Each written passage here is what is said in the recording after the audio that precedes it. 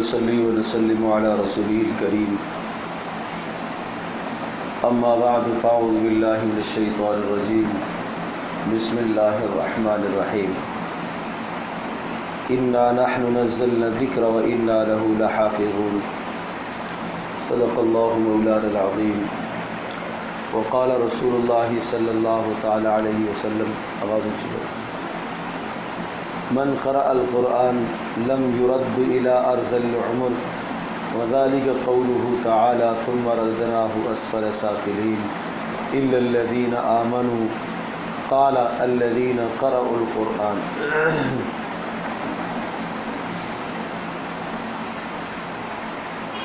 حضرت عبداللہ بن عباس رضی اللہ تعالی عنہما ارشاد فرماتے ہیں کہ جو آدمی قرآن مجید کی تلاوت کثرت سے کرتا رہتا ہے اس کو عمر کے اس نکمے حصے کی طرف نہیں لٹایا جائے گا. قرآن مجید میں بھی کئی جگہ پر ارشاد ہے یرد الی ارذل العمر لکی لا یعلم بعد علم شیئا لکی لا یعلم من بعد علم شیئا، کہ انسان جب بڑھاپے میں آتا ہے اور عمر کے اس حصے میں پہنچتا ہے کہ اب اس کے کان جواب دے دیتے ہیں، اب اس کا دماغ جواب دے دیتا ہے، اب اس کی سوچیں جواب دے دیتی ہیں، لیکن وہ شخص جس کا قرآن کے ساتھ اشتغال ہو، جس کا حدیث کے ساتھ اشتغال ہو، قرآن اور حدیث سے جس کی مشغولیت ہو، اللہ پاک اس کی حفاظت فرماتے ہیں، اس کا دماغ مرتے دم تک صحیح تندرست اور سالم رہتا ہے. یہ کس شخص کے لیے ہے؟ جو قرآن مجید کی تلاوت کا اہتمام کرتا ہے.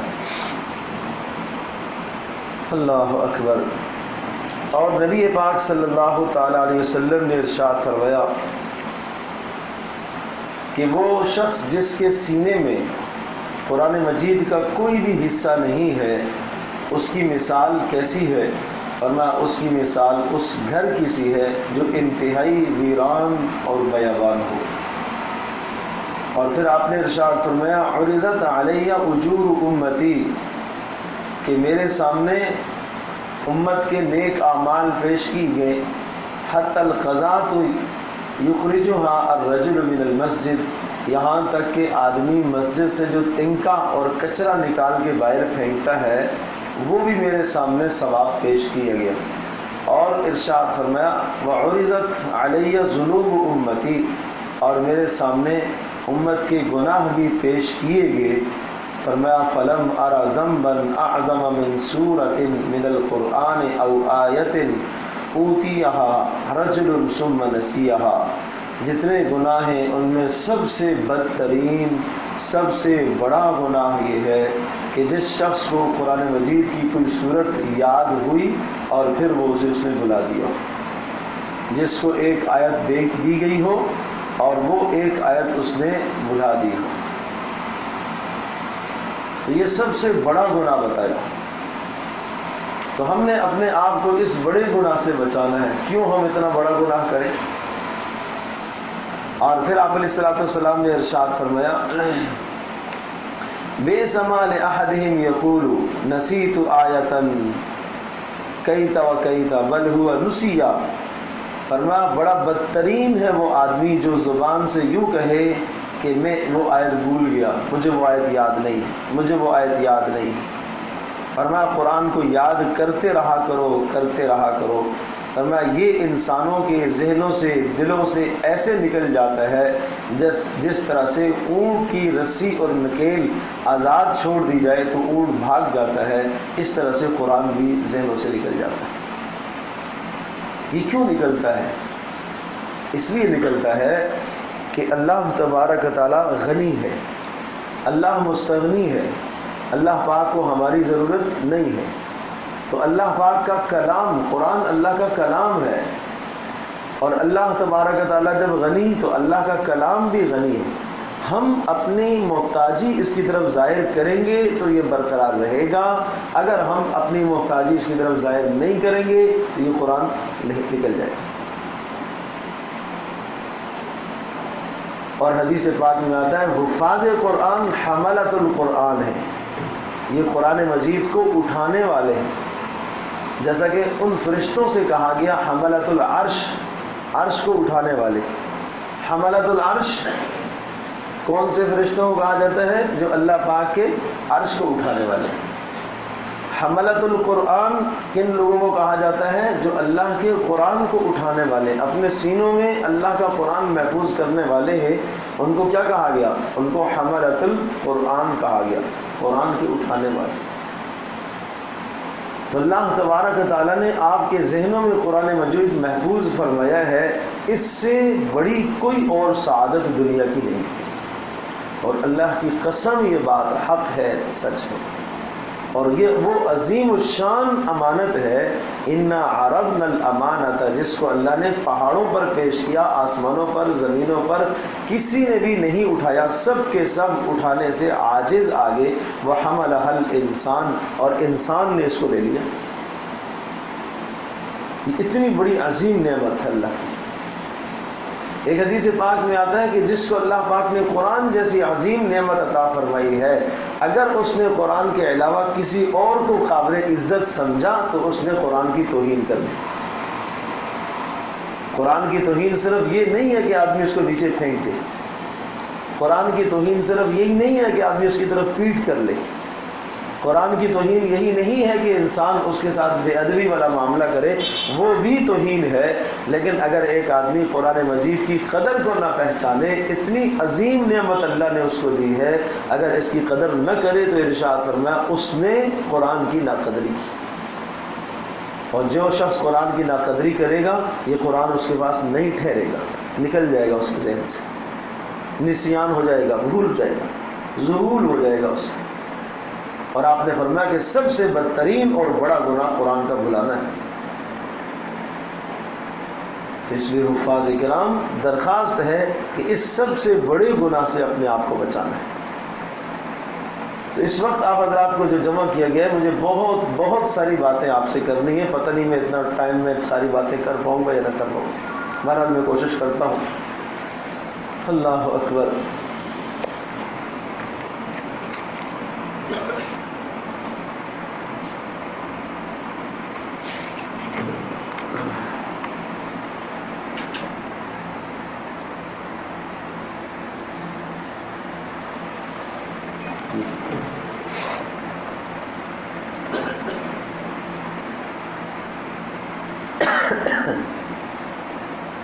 تو ایک کام تو ہمیں یہ کرنا ہے کہ سب سے پہلے، اور یہ بات یاد رکھو، اس بات کے عرض کرنے سے پہلے یہ بات یاد رکھو کہ ہم سب کے سب حملۃ القرآن ہیں، یہ بات یاد رکھو، نسبت بہت بڑی آپ کی۔ وہ فرشتے جنہوں نے عرش کو اٹھایا ہوا، 4 فرشتے سب سے بلند مقام پانے والے، جبریل علیہ السلام، اسرافیل علیہ السلام، میکائیل علیہ السلام اور ملک الموت اسرائیل علیہ السلام، ان 4 فرشتوں کے بعد سب سے بلند مقام کس کا ہے؟ حملۃ العرش، عرش کے اٹھانے والے فرشتوں۔ تو آپ لوگ حملۃ القرآن ہیں، قرآن مجید کو محفوظ کرنے والے۔ کائنات میں کہا جائے کہ سب سے بلند مقام اس وقت ان لوگوں کا ہے کہ جن کے سینوں میں اللہ نے قرآن رکھا ہے۔ کتنی مرتبہ اللہ پاک نے آپ کے سینوں کو محبت کی نگاہ سے دیکھا، پھر اللہ پاک نے آپ کے سینوں میں قرآن محفوظ فرمایا ہے۔ تو پہلا کام تو یہ کرنا ہے کہ اس کے حقوق ادا کرنے ہمیں۔ ہم کیوں نہیں حق ادا کر رہے؟ ہم اللہ کے نائب ہیں، ہم اللہ کی طرف سے مبعوث ہیں، اللہ نے ہمارا انتخاب کیا ہے، پورے محلے پورے خاندان میں ہمارا انتخاب کیا اللہ نے۔ ایک خاندان سے اگر اللہ پاک نے ایک حافظ اٹھایا ہے تو اللہ نے اس حافظ پر سینکڑوں مرتبہ، ہزاروں مرتبہ رحمت کی نگاہ کی ہے، پھر اللہ نے اس کو منتخب فرمایا۔ وہ حافظ قرآن وہ اللہ تبارک تعالیٰ کا نمائندہ ہے، اللہ کا منتخب شدہ ہے۔ تو اپنی اس قدر کو پہچانو کہ اللہ تبارک تعالیٰ نے کتنی عظیم قدر آپ کو عطا فرمائی۔ تو اپنی اس قدر کی اور اس منزلت کو پہچانو کہ اللہ پاک نے جو قدر آپ کو عطا فرمائی ہے۔ میں عرض کر رہا ہوں کہ آپ سب کے سب داعی الی اللہ ہیں، اللہ کی طرف بلانے والے ہیں۔ آپ حملۃ القرآن ہیں، قرآن کی طرف آپ کی نسبت ہے، آپ اللہ کے سفیر اور اللہ کے نمائندے ہیں، اللہ کا پیغام آپ لوگوں تک پہنچانے والے ہیں۔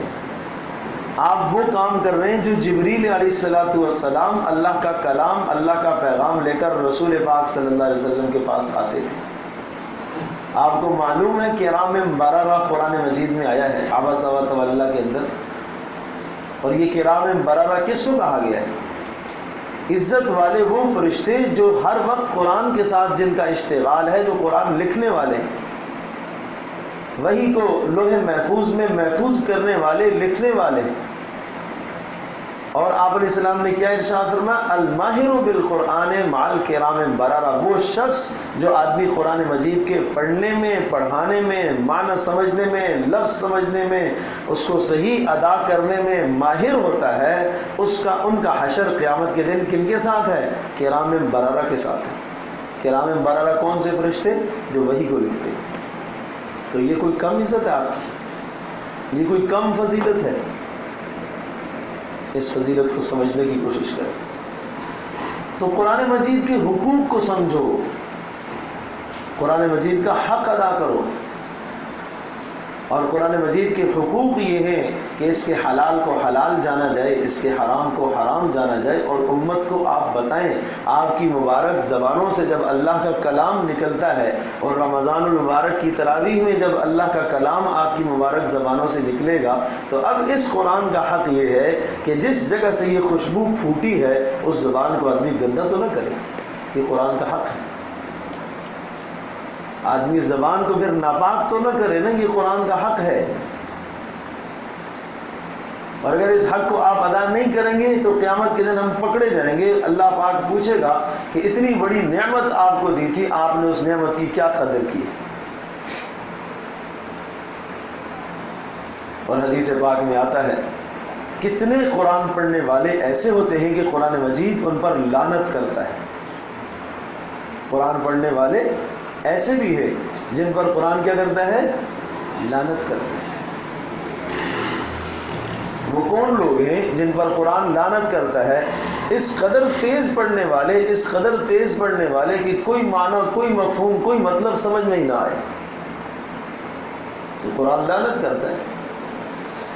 اور ایسے بھی ارشاد فرمایا آخر زمانہ آئے گا کہ ایسے بھی ہوں گے قرآن پڑھنے والے کہ قرآن ان کے حلق سے یہاں سے نیچے نہیں اترے گا، نہیں اترے گا، یہاں سے اوپر اوپر ہے، نیچے نہیں جائے گا کچھ بھی۔ ان کا دل مؤثر، ان کا دل اثر نہیں قبول کرے گا۔ پورا رمضان الف لام سے والناس تک سنا ہے، سنایا ہے، لیکن زندگی میں کوئی تبدیلی نہیں آئی ہے۔ قرآن ایسوں پر لعنت کرتا ہے۔ اس کا حق ادا کرنا ہے۔ ہم اللہ کے نمائندے ہیں، ہم اللہ پاک کی طرف سے منتخب شدہ ہیں، اللہ پاک نے ہمارا انتخاب فرمایا ہے، اللہ نے ہمیں چنا ہے، منتخب کیا ہے۔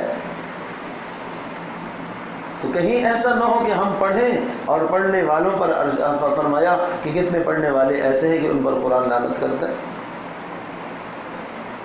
تو ایک کام تو یہ حق ہے، رمضان آنے والا ہے، آپ تراویح میں سناؤ گے تو تراویح میں کیسے سنائیں گے؟ ایک لفظ مجمع کو پیچھے سمجھ میں نہ آئے۔ اور یہ بات میں عرض کر رہا ہوں بہت معذرت کے ساتھ، بہت معذرت کے ساتھ، چونکہ آپ سارے جتنے بھی میرے لیے قابل احترام، میرے سر آنکھوں پر ہو، میرے معزز ہو، لیکن میری لائن کے لوگ ہو، اس لیے اگر میں کوئی کڑوی بات کہہ جاؤں تو خدا را مجھے معاف کرنا، میرے راستے کے لوگ ہو۔ ایک مرتبہ رمضان میں جو آدمی ایک قرآن سناتا ہے، ایک قرآن کے اندر مقتدیوں کی رعایت کرنا قطعاً جائز نہیں ہے۔ یہ سن لیجئے گا، مسئلہ سنیں۔ جو شخص ایک قرآن سناتا ہے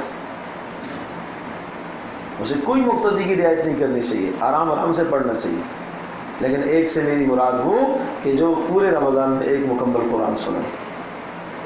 ہاں 2 قرآن اگر آپ کو سنانے ہیں 15 دن میں، پھر 15 دن میں 2 بار سنانا ہے تو پھر ٹھیک ہے، آپ مقتدیوں کی کا مزاج دیکھیں، رعایت دیکھیں۔ لیکن اگر آپ ایک ہی سنانا ہے، 20 دن میں آپ نے ختم کرنا ہے، 25 دن میں آپ نے ختم کرنا ہے، اور کوشش یہ کریں قرآن کا حق جب ادا ہوگا کہ جب آپ اس کو ٹھہر ٹھہر کر پڑھیں، مت تیز پڑھیں، مقتدی وہ دیکھتے ہیں کہ جہاں سب سے تیز پڑھنے والا حافظ ہو اور سب سے جلدی تراویح ختم کرنے والا حافظ ہو، پون گھنٹے کے اندر جو ختم کرنے والا ہو، منٹ دیکھتے ہیں 40 منٹ میں اس نے ختم کی ہے، اس نے 45 منٹ میں ختم کی ہے، آپ بھی خوش ہوتے ہو کہ میرے پیچھے اتنے لوگ آگے کھڑے ہوئے اس لیے کہ میں نے 40 منٹ میں ختم کی۔ یہ ظلم نہیں ہے قرآن کے ساتھ؟ یہ قرآن جب آپ پڑھ چکیں گے تو لعنت نہیں کرے گا تو کیا کرے گا؟ مقتدیوں پر بھی لعنت ہوگی، پڑھنے والے پر بھی لعنت ہوگی۔ مت جلدی کرو، مت جلدی کرو، مت تیز پڑھو، ٹھہر ٹھہر کر پڑھو، آرام آرام سے پڑھو۔ ایک ایک حرف کا سمجھ میں آنا، اگر ایک حرف آپ کھا گئے، تلفظ آپ نے ٹھیک ادا نہیں کیا، حرف کٹا، حرف کھایا گیا تو معنی بدل جائے گا، نماز فاسد ہو جاتی ہے، بس اوقات پتہ بھی نہیں چلتا ہے۔ یہ جاننا ضروری ہے۔ رسول پاک صلی اللہ تعالی علیہ وسلم کس طرح سے قرآن پڑھتے تھے؟ سورۃ الفاتحہ جو پڑھنے کا انداز آپ علیہ السلام کا نقل کیا گیا ہے، الحمدللہ رب العالمین الرحمن الرحیم مالک یوم الدین، ہر آیت پر وقف فرماتے تھے۔ یہ ٹھہر ٹھہر کر پڑھنے کا انداز تھا۔ کوئی شک نہیں، کوئی شک نہیں کہ الحمدللہ رب العالمین الرحمن الرحیم مالک یوم الدین اس طرح سے بھی پڑھنا چاہیے، لیکن افضل اور بہتر وہ صورت ہے کہ ہر آیت پر وقف کیا جائے۔ اور حدیث پاک میں آتا ہے جب آدمی پڑھتا ہے الحمدللہ رب العالمین تو اللہ جواب دیتا ہے، الرحمن الرحیم پر اللہ جواب دیتا ہے، مالک یوم الدین پر جواب آتا ہے اللہ کی طرف سے۔ بندہ اللہ سے ہم کلام ہو رہا ہے اور آپ پوری امت کی قیادت کر رہے ہیں، رہنمائی کر رہے ہیں، آپ کے پیچھے 50 لوگ کھڑے ہیں، 10 لوگ کھڑے ہیں، 20 لوگ کھڑے ہیں، 100 آدمی کھڑے ہیں آپ کے پیچھے، آپ ان سب کی طرف سے اللہ کے سامنے نمائندہ ہیں آپ۔ تو جب آپ نمائندہ ہیں، نمائندے کی بات ہی سمجھ میں نہیں آ رہی ہے کہ وہ عدالت میں پیش کیا کر رہا ہے، کیا سمجھ میں آ رہا ہے؟ وہ جو حدیث پاک میں آتا ہے کہ آسمان سے فرشتوں کا نزول ہوتا تھا صحابہ کے قرآن پڑھتے وقت، وہ ہمارے قرآن پڑھتے وقت نزول کیسے ہوگا جس طرح سے ہم پڑھ رہے ہیں؟ مجھے آپ یہ بتاؤ، عبداللہ بن مسعود رضی اللہ تعالیٰ عنہ مسجد میں قرآن پڑھ رہے ہیں اور آپ علیہ السلام رات کو گئے اور جا کر آپ نے دیکھا ایک آدمی قرآن پڑھ رہا ہے، بڑی خوبصورت آواز میں قرآن پڑھ رہے ہیں، بڑی خوبصورت انداز میں پڑھ رہے ہیں، اور آپ علیہ السلام نے جاننا چاہا کہ یہ کون ہے، قریب جا کر دیکھا عبداللہ بن مسعود ہیں، تو آپ علیہ السلام نے کیا ارشاد فرمایا؟ جو آدمی یہ چاہتا ہے کہ اس طرح سے قرآن پڑھے جس طرح سے میرے پر نازل ہوا تو عبداللہ بن مسعود کی طرح پڑھے۔ کس کو کہا؟ ابوبکر صدیق تھے ساتھ، اور کون تھا؟ عمر فاروق تھے ساتھ، ان کو کہہ رہے ہیں کہ عبداللہ بن مسعود کی طرح قرآن پڑھو۔ تو کوئی قرات معیار آپ نے قرار دی یا نہیں قرار دی؟ معیار ہے نا کوئی قرات۔ تو جس طرح سے ہم پڑھتے ہیں، آج جو رواج چل پڑا ہے رمضان میں، اس اسپیڈ سے پڑھنا، اس تیزی سے پڑھنا، اس تیزی سے پڑھنا کہ نہ خود پتہ چلے، سامع کو بمشکل سمجھ میں آتا ہے، عوام کیا پکڑے گی، ایک ایک لفظ کیا لوگوں کو سمجھ میں آئے گا۔ تو بھائی ایسا پڑھو گے میرے دوستوں اور میرے بچوں اور میرے پیارے ساتھیوں، اگر ایسا پڑھو گے تو پھر قرآن لعنت کرے گا۔ اس لعنت سے اپنے آپ کو بچانا، بہت ٹھہر کے پڑھنا ہے، بہت اطمینان سے پڑھنا ہے۔ اور ایک بات اور کہوں، صحابہ کرام رضی اللہ عنہم اجمعین کا جو ذوق اور شوق تھا، ہائے کاش وہ ذوق شوق ہماری زندگیوں میں آ جائے۔ وہ تراویح پڑھنے کے بعد پھر ساری رات پھر قرآن کے ساتھ اشتغال رکھتے تھے، مشغول ہو جاتے تھے قرآن کے ساتھ۔ امام شافعی رحمۃ اللہ علیہ رمضان المبارک کے مہینے میں 60 قرآن پڑھتے تھے، ایک دن کو ایک رات کو، ایک دن کو ایک رات کو۔ حضرت مولانا قاسم نانوتوی رحمۃ اللہ علیہ کے متعلق آتا ہے کہ ان کا یہ معمول تھا پورے رمضان کے اندر کہ تراویح میں ایک قرآن سنتے تھے عمومی مجمع کے ساتھ، اور پھر حفاظ ان کے ساتھ مقرر ہوتے تھے۔ جب تراویح ختم ہو جاتی اور اس کے بعد 1 گھنٹہ آرام اور استراحت فرماتے اور اس کے بعد پھر سے کھڑے ہو جاتے، قیام کرتے اور 5 پارے حفاظ سے رات کو سنتے تھے۔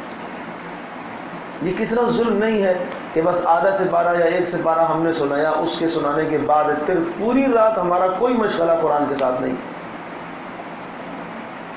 اور چونکہ دن میں اب ہم ساری دوستیاں رات کو نبھاتے ہیں، چونکہ دن میں کھانا نہیں ہوتا، فرصت نہیں ہوتی کھانے کی، روزہ ہوتا ہے، اب ہوٹلوں پر ساری رات حافظ جا کے بیٹھتے ہیں۔ چونکہ پہلے تراویح کی ٹینشن ہوتی ہے، تراویح کی ٹینشن اب ختم ہو گئی، اب فریش ہو گئی، اب چلو جی چلتے کھانا کھا کے آتے ہیں۔ کیا اللہ پاک نے رمضان اس لیے عطا فرمایا تھا؟ یہ حافظ قرآن اپنے ساتھ ظلم کر رہا ہے، یہ حق نہیں ہے اس کا۔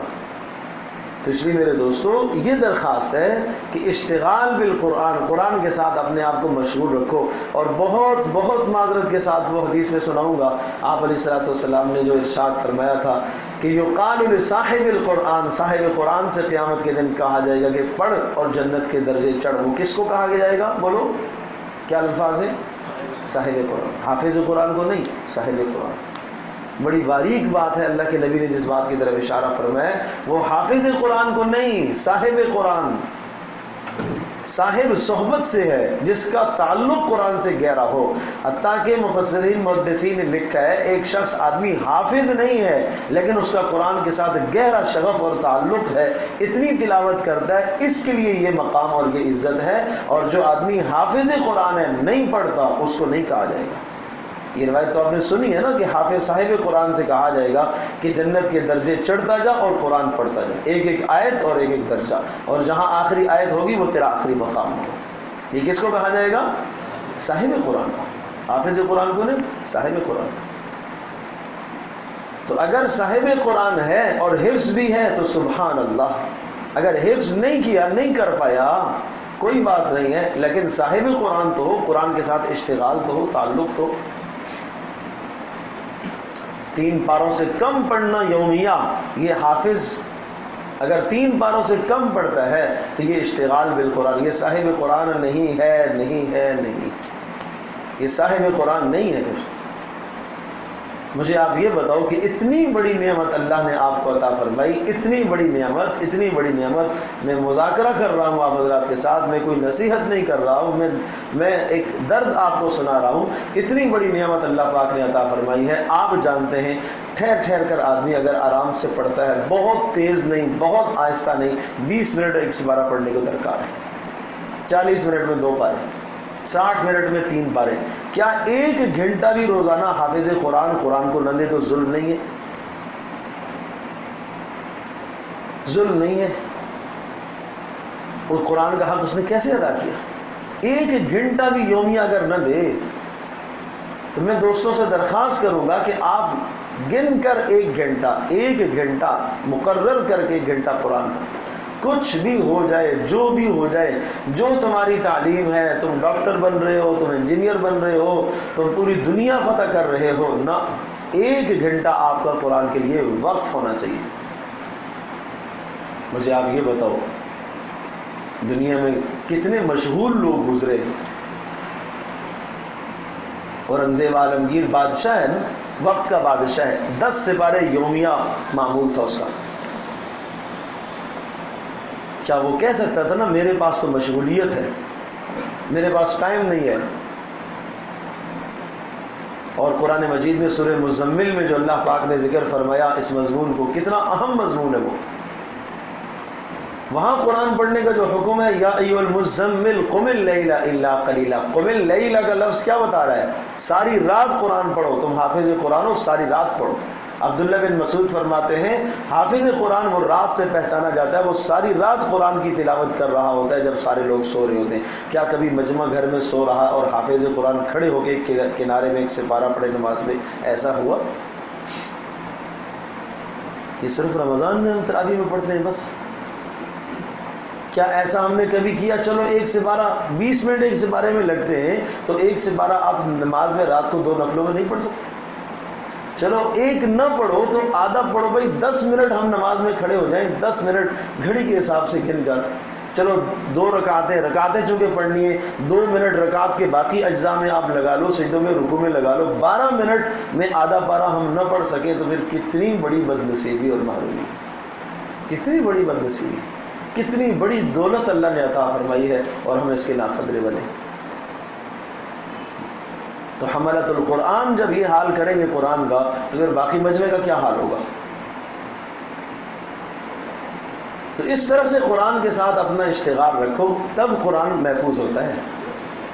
اب یاد کرنے کا میں عرض کرتا ہوں، پہلا طریقہ یاد کرنے کا یہ ہے کہ روزانہ 1 ربع، 1 پاؤ، جن دوستوں کی منزلیں کچی ہیں وہ آدھا پارا بھی نہیں یاد کر کے سنا پاتے، ایک پاؤ بھی ربع بھی نہیں سنا سکتے، تو وہ ایک ایک پاؤ کر کے دو دو رکوع کر کے یاد کریں، اس عظیم عظیم بڑے گناہ سے اپنے آپ کو بچاؤ گے۔ بہت بڑا گناہ ہے، اس گناہ سے اپنے آپ کو بچاؤ۔ ایک پاؤ کر کے اس کو یاد کرو، پہلے دیکھ کر پڑھو۔ ہر آدمی کو جس کا قرآن بہت زیادہ کچا نہ ہو، ہر آدمی کو اندازہ ہوتا ہے کہ کہاں کہاں میری غلطیاں ہیں، کون کون سا سپارہ میرا کچا ہے۔ ہر حافظ کو کچھ نہ کچھ اندازہ ہوتا ہے، یہ سپارے کچے ہیں، یہ جگہ یہ پکے ہیں، اور یہ جگہ زیادہ کچی ہے، یہاں متشابہات ہیں۔ تو ایک پاؤ پہلے آپ دیکھ کر پڑھو، اور جب ایک پاؤ آپ نے دیکھ کر پڑھ لیا، متشابہات جو غلطیاں جہاں سے آپ کو غلطیوں کا امکان ہے کہ یہاں غلطیاں، ان کو اچھی طرح سے گہری نگاہوں سے دیکھو۔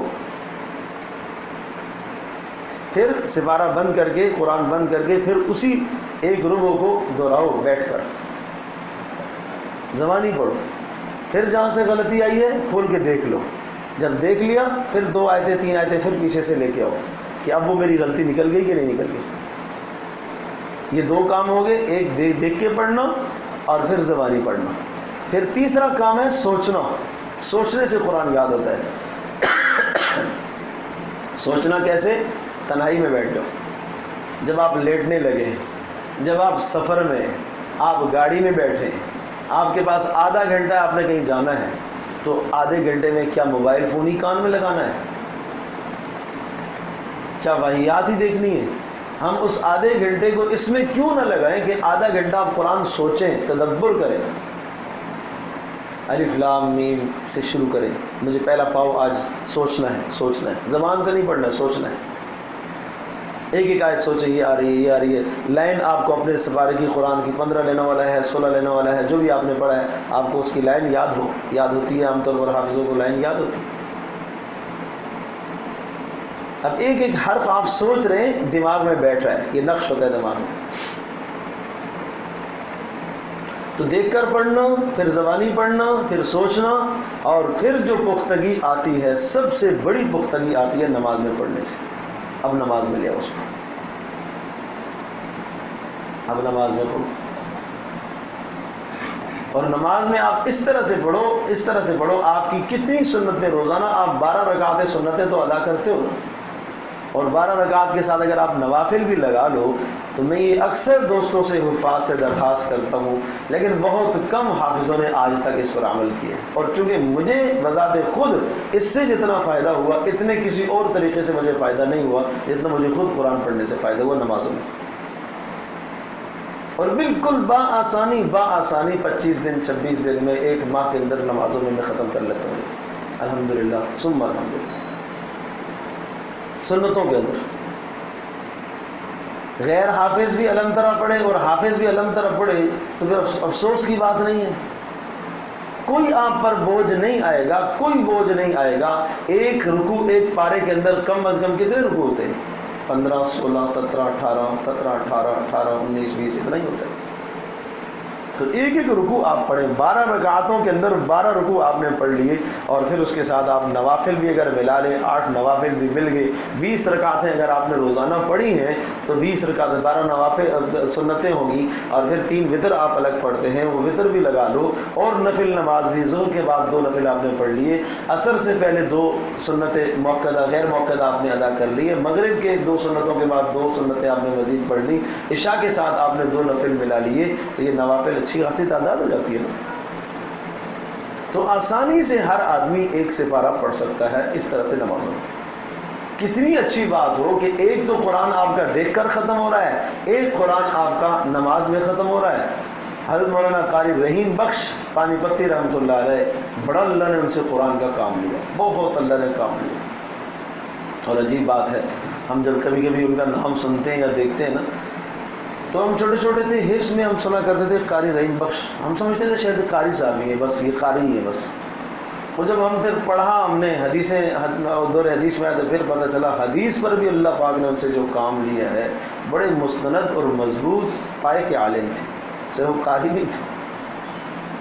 ان کا معمول بتاتا ہوں، اشراق میں، اشراق کی نمازوں میں یومیہ روزانہ الگ قرآن چل رہا ہوتا تھا، چاشت کی نماز میں الگ قرآن، اوابین میں الگ قرآن، تہجد میں الگ قرآن، اور سنتوں میں 5 یہ الگ قرآن، یعنی بیک وقت 5 قرآن ان کے چل رہے ہوتے تھے اس طرح سے۔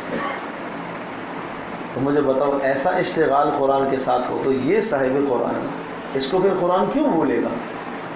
اس نے سینے سے لگایا ہے اس اللہ کے کلام کو۔ ان اللہ یرفع بہذا الکتاب اقواما ویضع بہ آخرین، اللہ پھر ایسے کو عزتیں نہیں دے گا کیا؟ پھر لوگ اس کے پیروں کے سامنے اپنے ہاتھ نہیں بچھائیں گے؟ یہ عزت قرآن سے ملے گی آپ کو، دنیا کی کسی شے سے یہ عزت نہیں ملے گی۔ تو میں نے عرض کیا کہ یاد کرنے کے یہ 4 راستے۔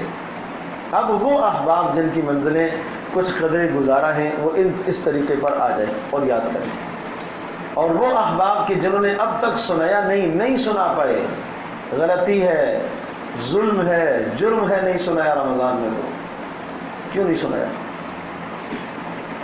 یاد اگر نہیں ہے، کچا ہے، تو آؤ ہمارے پاس یہاں کے یاد کرو، کہیں بھی اپنے محلے میں بیٹھ کر یاد کرو۔ بڑا گناہ ہے، اس گناہ سے اپنے آپ کو، اپنی جان چھوڑو۔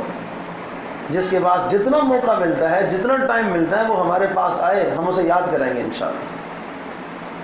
جس کا کچا ہے وہ آئے، آخرت کی ذلت سے، آخرت کی رسوائی سے اپنے آپ کو بچاؤ، آخرت کی ذلت نہ ہو۔ کوئی بات نہیں، یہاں تھوڑا سا ٹائم دے دو اور اپنے آپ کو اس ذلت اور رسوائی سے۔ ایسے دنیا میں بھی تو لوگ گزرے ہیں جنہوں نے یومیہ ایک سپارہ یاد کیا۔ مولانا قاسم نانوتوی رحمۃ اللہ علیہ کی بات جو میں عرض کر رہا تھا، خود بھی پڑھتے تھے پھر سنا بھی کرتے تھے حفاظ سے رات کو، تو ان کا یہ معمول تھا۔ انہوں نے قرآن کیسے یاد کیا؟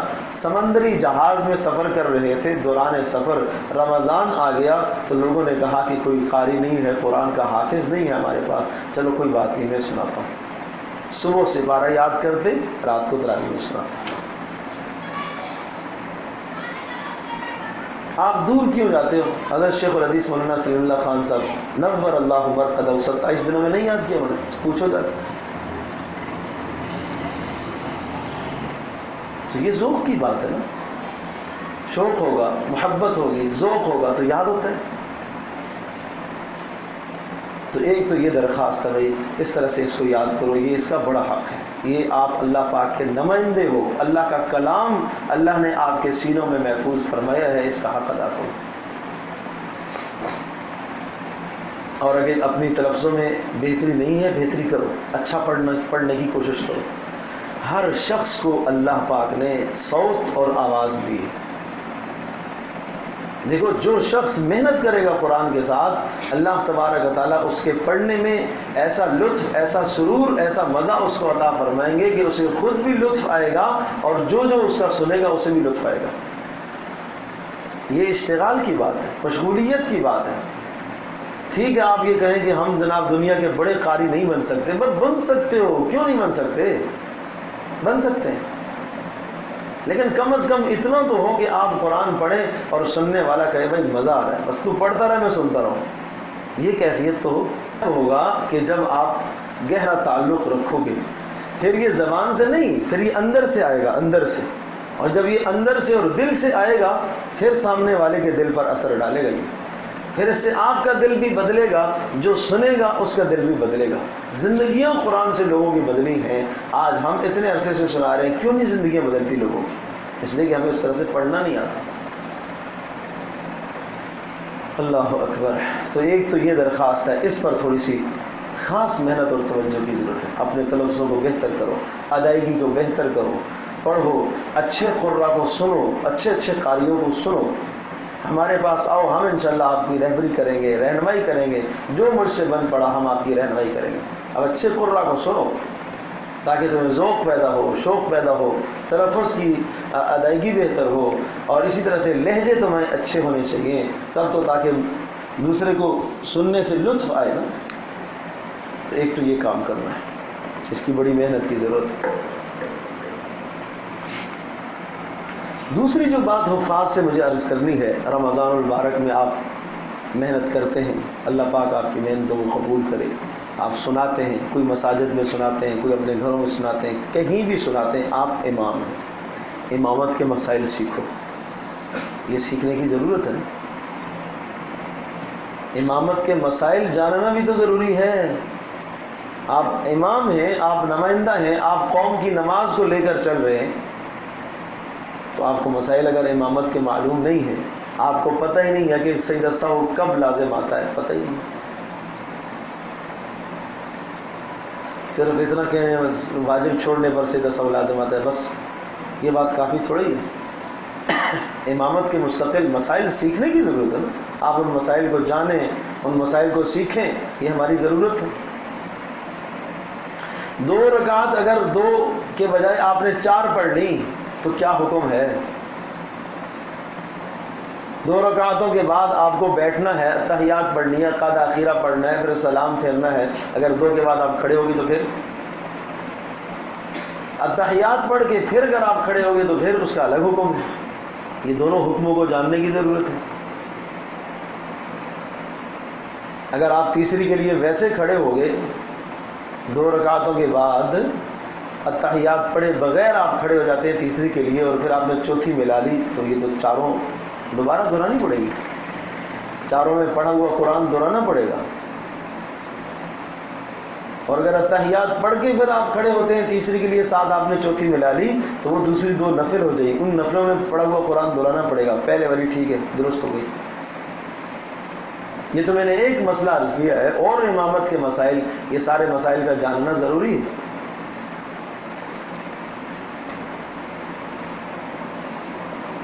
تو مسائل امامت کا جاننا سیکھنا ضروری ہے، ورنہ کہیں ایسا نہ ہو کہ نماز ٹوٹ گئی، فاسد ہو گئی، اور قوم کی نماز بھی فاسد، اپنی بھی فاسد۔ اور میں بتاؤں آپ کو، بہت ساری غلطیاں ایسی قرآن میں آتی ہیں، ایسی غلطیاں کہ جن غلطیوں سے آپ کی نماز فاسد ہو جائے گی، پتہ ہی نہیں چلے گا۔ سیکھنا ہے نا، ان اللہ یحب المحسنین واللہ یحب المحسنین، اگر کوئی پڑھ لیتا ہے واللہ لا یحب المحسنین، نماز فاسد ہوگی۔ ہے واللہ لا یحب الظالمین، کوئی پڑھ لیتا ہے واللہ یحب الظالمین، نماز فاسد ہو جائے گی، ٹوٹ جائے گی نماز، لیکن معنی پتہ ہی نہیں ہے۔ تو میں عرض کر رہا ہوں کہ آپ حملۃ القرآن ہے نا، قرآن کے نمائندے ہیں آپ، تو کچھ تو پتہ چلنا چاہیے نا، معنی کچھ تو سیکھنا چاہیے۔ کہیں زیر زبر کی غلطی ہے، نماز فاسد جائے گی۔ فانظر کیف کان عاقبۃ المنذرین، منذرین پڑھ لیا، نماز ٹوٹ جائے گی، فاسد جائے گی نماز۔ جہاں منذرین ہے، اس منذرین کی جگہ پر منذرین پڑھ لیا، اور منذرین کی جگہ منذرین پڑھ لیا، نماز فاسد ہے۔ ان الذين آمنوا وعملوا الصالحات اولئک هم خیر البریہ، خیر البریہ کو شر البریہ پڑھ لیا، نماز ٹوٹ جائے گی۔ تو یہ غلطیاں کون جانے گا، کون سیکھے گا؟ تو حملۃ القرآن ہے، نماز کے مسائل جاننا، کن کن غلطیوں سے نماز فاسد ہوتی ہے، کیسی غلطی کرنے سے نماز ٹوٹتی ہے، یہ مسائل کا جاننا ضروری ہے۔ ایسا نہیں ہے کہ بس آگے کھڑے ہو گئے اور اللہ اکبر سے سلام تک بس لے گئے، اپنے آپ کو بھی لے گئے، ہم بھی مطمئن ہو گئے، قوم کو بھی مطمئن کر دیا ہم نے، جناب حافظ صاحب نے بڑا اچھا سنایا، بہت اچھا سنایا۔ ارے بھائی، اللہ کے یہاں یہ قبول ہوا کہ نہیں ہوا، یہ بات دیکھنے کی ہے۔ اللہ پاک کے یہاں جو قبولیت کی شرائط تھی وہ ہمارے اندر پائی گئی کہ نہیں پائی گئی، یہ بات ہے اصل۔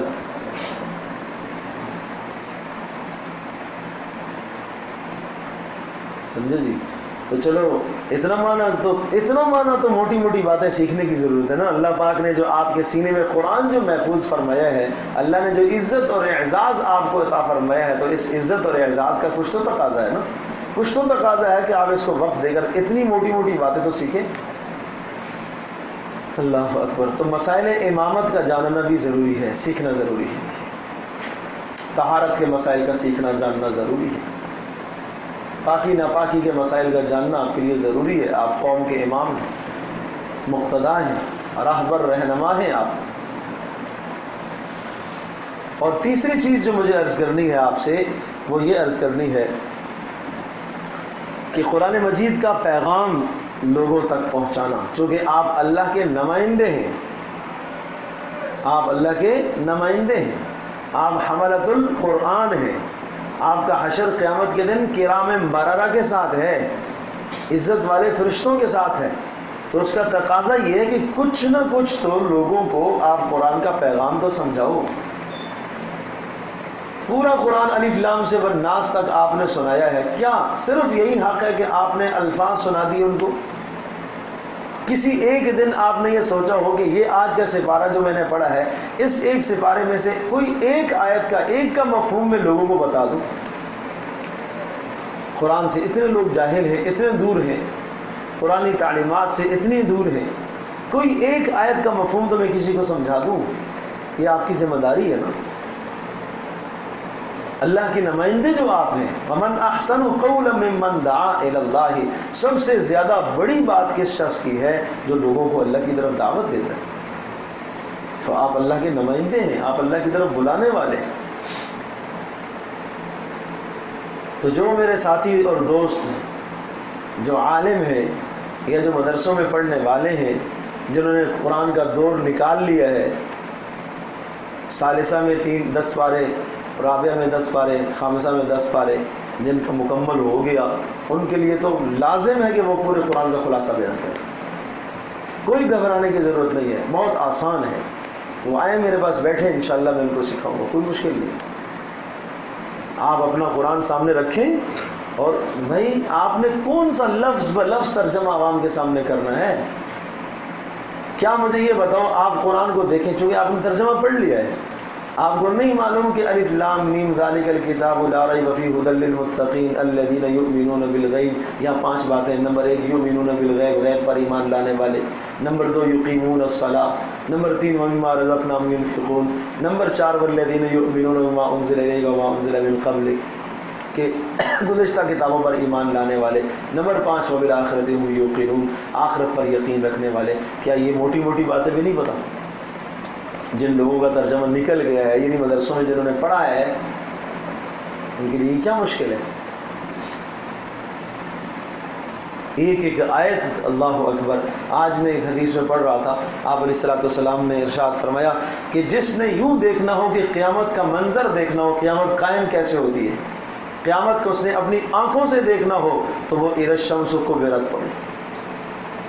اللہ، سارا قیامت کا منظر اس میں، آپ تھوڑا سا غور تو کریں۔ آخری سپارہ آپ دیکھیں، کیا ہے، کہاں سے؟ اما یتساءلون،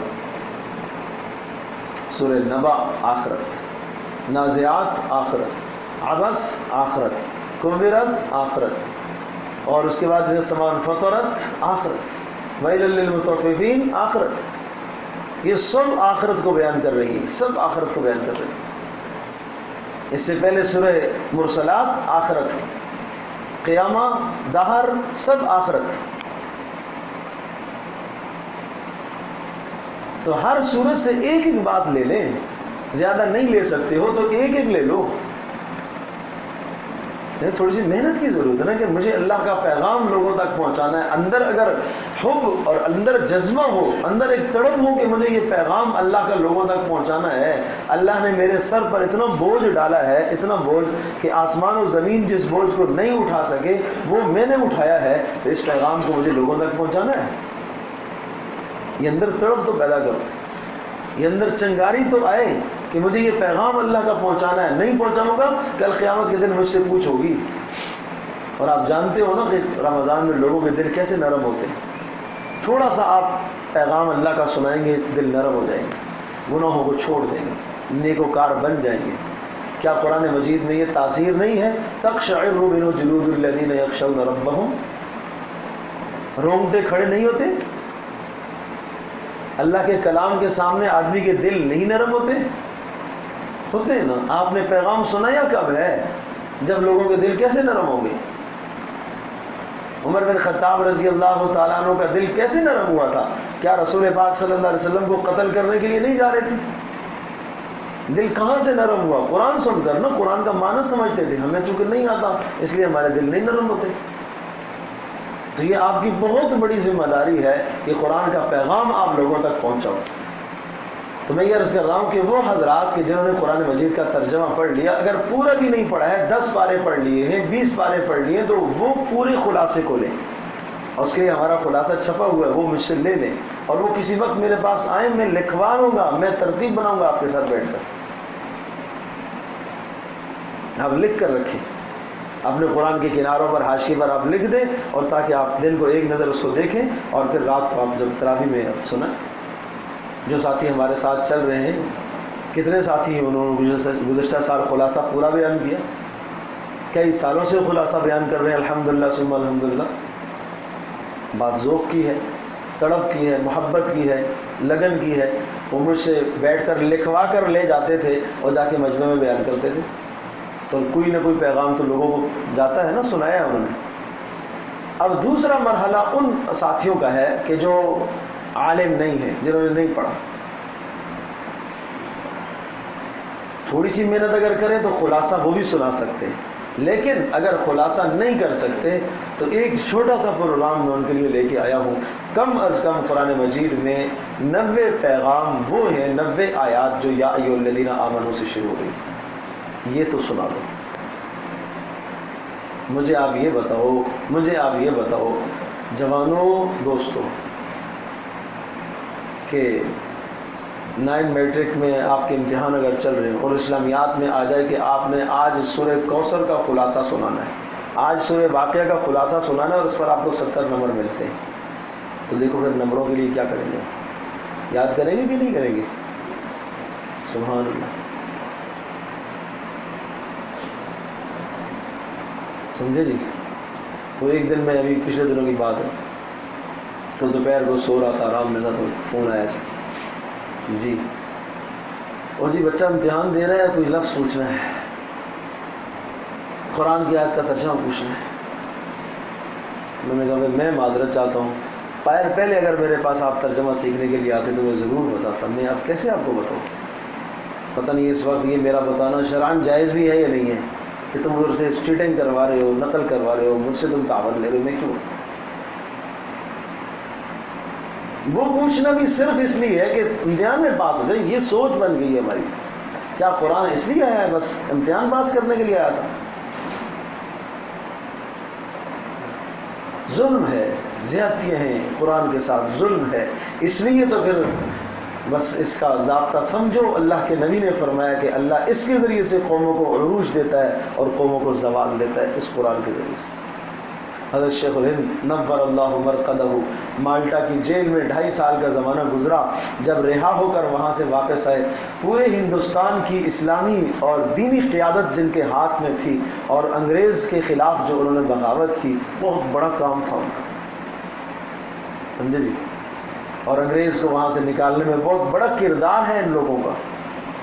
تو ان سے پوچھا گیا، آخری وقت تھا زندگی کا، کہا اس وقت امت میں جو پستی ہے، زوال ہے، اس کا سبب، اور واحد سبب قرآن سے دوری. اور علی گڑھ یونیورسٹی میں تشریف لائے، اور وہاں یہ بات انہوں نے ارشاد فرمائی تھی کہ مجھے تم سے بڑی امید ہے، اگر تم قرآن مجید کو اپنے سینے سے لگا لیتے ہو تو تم بڑا کام کر سکتے ہو.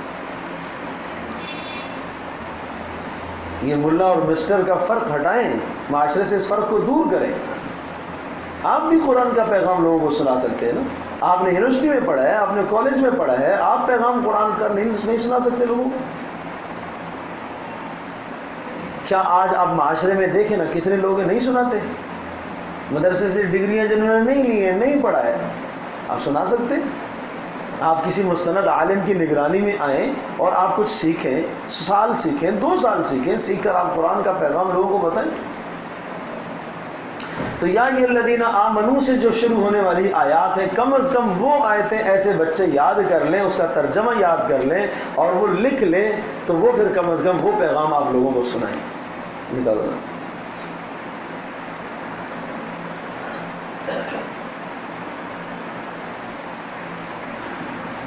پہلے سپارے کی آیت ہے، یا ایھا الذین آمنوا لا تقولوا راعنا وقولوا انظرنا واسمعوا وللکافرین عذاب الیم. ترجمہ تو لکھا ہے، اب یہ ترجمہ آپ یاد نہیں کر سکتے. یا ایھا الذین آمنوا کا مطلب کیا ہوتا ہے؟ بولو، اے ایمان والو. سبھی کو پتہ ہے؟ کس کو نہیں پتہ؟ سبھی کو پتہ ہے بھائی. کچھ لفظوں میں غور کرو نا، پڑھے لکھے لوگ ہو آپ. لا کا مطلب کیا ہوتا ہے؟ نہیں، مت. لا تقولوا، مت کہو. راعنا مت کہو. وقولوا انظرنا، اور انظرنا کہا کرو، واسمعوا سنو، وللکافرین عذاب علیم، اور کافروں کے لیے تو دردناک عذاب ہے۔ بس یہ اس کا مفہوم ہے، یہ اس کا ترجمہ ہے۔ اب آپ جب تک کسی عالم کے پاس آپ بیٹھیں گے نہیں، کسی تفسیر کو آپ دیکھیں گے نہیں، آپ کو اس کا مفہوم سمجھ میں نہیں آئے گا۔ یہ کیا کہہ رہی ہے یہ آیت کہ اے ایمان والو، نبی پاک صلی اللہ علیہ وسلم کو اپنی طرف متوجہ کرنے والوں، راعنا مت کہا کرو، انظرنا ہماری طرف نظر کرم فرمائیے کہا کرو، اور ان کا ارشاد بغور سے سنتے رہو، اور کافروں کے لیے دردناک عذاب ہے۔ یہ تو بریکٹ میں حضرت نے کچھ الفاظ لکھ دیے جس سے تھوڑی سی مدد مل رہی ہے۔ آسان ترجمے سے ڈالا ہے نا؟ ہاں، یہ مفتی تقی صاحب دعوت برکاتہ اللہ علیہ بیچ میں بریکٹ میں کچھ الفاظ ایسے لکھ دیے جس سے کچھ مفہوم پھر بھی سمجھ میں آ گیا۔ آپ وہ بریکٹ والے الفاظ ہٹا دو پھر تو نہیں سمجھ میں آئے گا۔ قصہ یہ ہوتا تھا کہ رسول پاک صلی اللہ تعالیٰ علیہ وسلم جب وعظ فرماتے تھے تو صحابہ کو جب کوئی چیز سمجھ میں نہیں آتی تھی تو وہ راعنا کہتے تھے۔ راعنا عربی زبان میں کہتے ہیں ہماری رعایت فرمائیے، یعنی دوبارہ آپ اس جملے کو دہرا دیں۔ میری کوئی بات آپ کو سمجھ میں نہیں آئی تو آپ کہیں گے بس ذرا دوبارہ بول دیں۔ ہم تو اردو میں کہتے ہیں اچھا دوبارہ کیا فرمایا آپ نے، یہ کہتے ہیں۔ وہاں کیا کہتے تھے لوگ؟ راعنا۔ منافق قسم کے لوگ، یہودی قسم کے لوگ جو آتے تھے، جو نبی کے دشمن تھے اور ہر طرح سے اذیت دینے کی کوشش کرتے تھے، وہ اس لفظ راعنا کو کھینچ کے کہتے تھے، راعینا کہتے تھے، اور راعینا سے معنی بدل جاتا ہے۔ راعینا کا معنی ہمارا چرواہا، بے وقوف۔ تو وہ راعینا کھینچ کر اس لیے کہتے تاکہ نبی کی گستاخی کریں، توہین کریں۔ تو اللہ پاک نے منع فرمایا۔ اچھا وہ خوش ہو جاتے کہ ہم نے جناب گستاخی کی، ان کو پتہ بھی نہیں چلا، تو اللہ پاک نے منع فرمایا نہیں، تم راعینا کو چھوڑ دو، اگر آپ کو نبی کی کوئی بات سمجھ میں نہ آئے تو آپ انظرنا کہا کریں۔ انظرنا کا معنی آپ ہماری رعایت کیجیے، وہی معنی ہے اس کا بھی۔ آپ ہماری طرف نظر کرم فرمائیے، دوبارہ ارشاد فرمائیے، انظرنا کہا کیجیے، اور واسمعوا، اور توجہ سے سنا کرو تاکہ تمہیں دوبارہ پوچھنے کی نوبت ہی نہ آئے۔ وللکافرین عذاب عظیم، عذاب علیم، اور کافروں کے لیے دردناک عذاب ہے۔ اب اس میں ایک بات تو یہ سمجھ میں آئی ہے، پہلی بات دیکھو، اب آپ نے عوام کو کیا بتانا ہے؟ ایک بات تو یہ سمجھ میں آئی ہے کہ راعنا اور انظرنا، اب یہ دونوں الفاظ آج ہماری زبان میں تو نہیں ہے، قرآن تو قیامت تک اور ہر زبان اور ہر قوم کے لیے ہے نا، لیکن اس لفظ کو اللہ نے برقرار رکھا، حالانکہ کتنی آیات منسوخ ہو گئی اگر یہ بھی منسوخ ہو جاتی، اس لیے کہ اس کا تعلق صرف اسی وقت کے ساتھ خاص تھا، اسی نبی کی مجلس کے ساتھ خاص تھا، لیکن سمجھایا جا رہا ہے کہ ایسا لفظ مت استعمال کرو جس میں نبی پاک صلی اللہ تعالی علیہ وسلم کی شان میں گستاخی کا شائبہ ہو۔ یہ آیت اس لیے آئی۔ تو ایک بات تو کیا سمجھ میں آئی؟ بولو، ایسا لفظ نہ استعمال کرو جس سے نبی پاک صلی اللہ علیہ وسلم کی شان میں گستاخی اور بے ادبی ہوتی ہو، ایک بات ہو گئی۔ نمبر 2، واسمعوا، کہ جب دینی مجالس میں تم بیٹھا کرو تو توجہ سے سنا کرو بات کو، یہ ایک پیغام ہے قرآن کا، یہ دینی مجلس کا ادب ہے۔ اور نمبر 3، وللکافرین عذاب علیم، جو لوگ نبی کی اہانت اور توہین کرنے پر تلے ہوئے ہیں وہ کافر قرار دیے جائیں گے اور ان کے لیے دردناک عذاب ہے۔ بس یہ 3 باتیں اس آیت میں۔ تو یہ پیغام ہم لوگوں کو نہیں سنا سکتے؟ بتاؤ، اگر آپ کے پاس کسی طرح سے یہ لکھا ہوا ہو، لکھا ہوا آپ پڑھ کے سنائیں، اور پھر آپ یہ کہیں کہ اس آیت سے 3 باتیں حاصل ہوتی ہیں۔ نمبر 1، ایسا لفظ مت بولو جس سے نبی پاک صلی اللہ علیہ وسلم کی شان میں گستاخی اور بے ادبی ہوتی ہو۔ نمبر 2، جب دینی مجلس میں بیٹھے تو بولو، غور سے سنا کرو۔ نمبر 3، جو لوگ نبی پاک صلی اللہ علیہ وسلم کی شان میں گستاخیاں کرنے پر تلے ہوئے ہیں وہ کافر قرار دیے جائیں گے اور ان کے لیے دردناک عذاب۔ سورہ آپ نے پہلا سپارہ سنایا اور اس کے بعد آپ نے یہ پیغام بتا دیا 5 منٹ میں، کتنی آسان بات ہے۔ تو مجھے آپ یہ بتاؤ کہ ایک اللہ کا پیغام، ایک آیت لوگوں تک پہنچ گئی ہے، اور حدیث پاک میں آتا ہے بلغوا عنی ولو آیۃ، اگر میری طرف سے تمہیں ایک آیت بھی پہنچتی ہے تو اس کا پہنچانا تمہارے ذمہ لازم ہے۔ آگے تم حملۃ القرآن ہو، تم قرآن کو اٹھانے والے ہو، کتنا بڑا اجر۔ اور فرمایا ایک آیت کا سیکھنا، ابھی اس حدیث میں پڑھ رہا تھا اس کتاب میں کہ آپ نے ارشاد فرمایا کہ ایک آیت کا سیکھنا، فرمایا یہ زیادہ بہتر ہے، صبح تم ایک آیت کو سیکھو تو 100 رکعت نماز نفل پڑھنے سے زیادہ بہتر ہے تم ایک آیت کو سیکھ لو. یہ جو 20 رکعتیں آپ نے تراویح ادا کی وہ بھی حکم، لیکن اس کے بعد اگر آپ نے ایک آیت مجمع کو سکھا دی تو ایسا ہے جیسا کہ آپ نے 100 رکعتیں پڑھا دی. کتنا بڑا کام ہے. اللہ اکبر. آگے چلو. اب یہ دوسرے سے بارے میں یا ایھا الذین آمنوا استعینوا بالصبر والصلاۃ ان اللہ مع الصابرین. یہ بھی یا ایھا الذین آمنوا. تو یا ایھا الذین آمنوا کا معنی کیا ہو گیا؟ ایمان. استعینوا کا معنی ہوتا ہے استعانت سے، اردو میں بھی استعمال ہوتا ہے. استعانت کس کو کہتے ہیں؟ مدد طلب کرنا. استعینوا بالصبر والصلاۃ، تم مدد طلب کیا کرو، چاہا کرو صبر کے ذریعے سے اور نماز کے ذریعے سے. ان اللہ مع الصابرین، بے شک اللہ تبارک و تعالی صبر کرنے والوں کے ساتھ ہے. یہ آپ نے ترجمہ سنا دیا. اب آپ یہ کہیں کہ اس سے 2 باتیں سمجھ میں آتی ہیں. یہ آیت ہمیں 2 باتیں، 2 سبق بتاتی ہے. نمبر 1، اللہ کی مدد آئے گی صبر کے ذریعے سے. کس کے ذریعے سے؟ صبر کے ذریعے سے. نمبر 2، اللہ کی مدد آئے گی کس کے ذریعے سے؟ نماز کے ذریعے سے. جب مشکل ہو اور آپ کو اللہ کی مدد چاہیے تو کیا کرو؟ نماز پڑھو. کسی نے سامنے سے غلط جملے کہہ دیے آپ کو، اللہ کی مدد چاہتے ہو اس کے خلاف، کیا کرو؟ صبر. ان اللہ مع الصابرین، اللہ صبر کرنے والوں کے ساتھ. اور صبر کا معنی 3 معنی آتے ہیں. نمبر 1، دین پر جمنا، استقامت اختیار کرنا، یہ صبر ہے. نمبر 2، گناہوں سے بچنا، یہ صبر ہے. اور نمبر 3، مصیبت پر جزا فضا نہ کرنا، یہ بھی صبر ہے. تو بس آپ اتنی سی بات آپ نے سمجھا دی تو اتنا بڑا پیغام اللہ کا لوگوں تک آپ نے پہنچا دیا. یہ مشکل ہے. اگلا. سبحان اللہ، سبحان اللہ. کتنا پیارا اللہ کا کلام، کتنا پیارا اللہ کا کلام. یا ایھا الذین آمنوا، اے ایمان والو، کلوا من طیبات ما رزقناکم. کلو، اور کلو تو سب کو پتہ ہے بھائی، بولو کھاؤ، یہ تو سبھی کو آتا ہے. کلو، ایک ہی آیت کا معنی یاد ہے، کلو واشربوا لا تسرفوا، بس ایک ہی معنی یاد ہے. کلو، کھاؤ، من طیبات ما رزقناکم، جو ہم نے پاکیزہ رزق آپ کو دیا ہے اس میں سے کھایا کرو. واشکروا للہ، اور اللہ کا شکر ادا کرو. ان کنتم تعبدون، ان کنتم ایاہ تعبدون، اگر تم اللہ کی بندگی کرنا چاہتے ہو. تو ایک بات تو یہ آئی کہ کلوا من طیبات ما رزقناکم، پاکیزہ روزیاں جو ہم نے تمہیں دی ہیں، ہم نے تمہیں دی ہیں. اشارہ اس بات کی طرف ہے کہ میرا اپنا کچھ نہیں ہے، مال کس نے دیا ہے؟ ہم نے دی، ہم نے دی. یہ نہیں کہا جو تم نے اپنے مال سے کمائی ہے، جو تم نے محنت کی ہے، نہ نہ، جو ہم نے تمہیں دیا ہے، ہم نے دیا. تو پتہ چلا کہ ہمیں جو کچھ اللہ نے عطا فرمایا وہ اللہ نے دیا. مزدوری ہماری لگی، محنت ہماری لگی، مشقت ہماری لگی، جو کچھ آیا کس نے دیا؟ اللہ نے دیا.